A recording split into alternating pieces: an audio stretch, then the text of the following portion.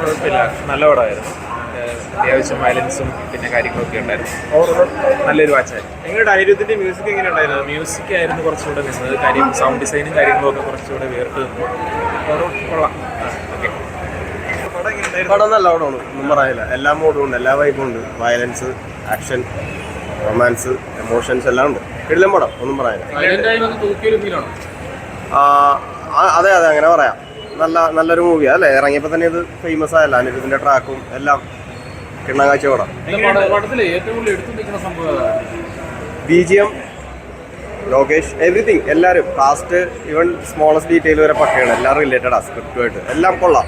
വെറുതെ വയലൻസും വെറുതെ മാസും അല്ല, എല്ലാം ബാക്കപ്പ് ചെയ്ത് സ്ക്രീൻ കൊള്ളാം. നല്ല പടം, അടിപൊളിയായിരുന്നു. സെറ്റുമാണ്. അനിരുദ്ധ് കത്തിച്ചു.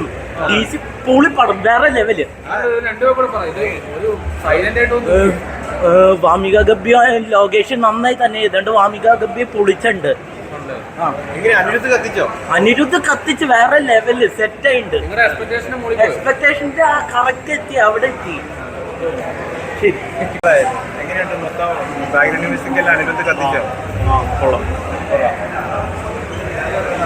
വിദേശത്തിന് നല്ല എക്സ്പെക്ടേഷനും കാര്യങ്ങളൊക്കെ ഉണ്ടായി. പക്ഷേ അടിപൊളിയോട് മേക്കിംഗ് അടിപൊളിയായിരുന്നു. ലോകേഷിന്റെ ഡയറക്ടർ എന്നുള്ള ഇതില്ലേ കണ്ടിട്ടുള്ളൂ. ആക്ടറായിട്ട് പുള്ളി പിടിക്കുന്നുണ്ട്. പിന്നെ ഓവറോൾ ഗ്രേഡ് എനിക്ക് ഭയങ്കര ഇഷ്ടപ്പെട്ട് പറഞ്ഞിട്ടുണ്ട്. പിന്നെ വാമിക ആദ്യമായിട്ടാണ് കേട്ടിട്ട് ഇത്ര ഗോത കഴിഞ്ഞിട്ട് ഇത്ര അടിപൊളി പെർഫോമൻസ് കാണുന്ന ആദ്യമായിട്ടാണ്. അടിപൊളിയായിരുന്നു.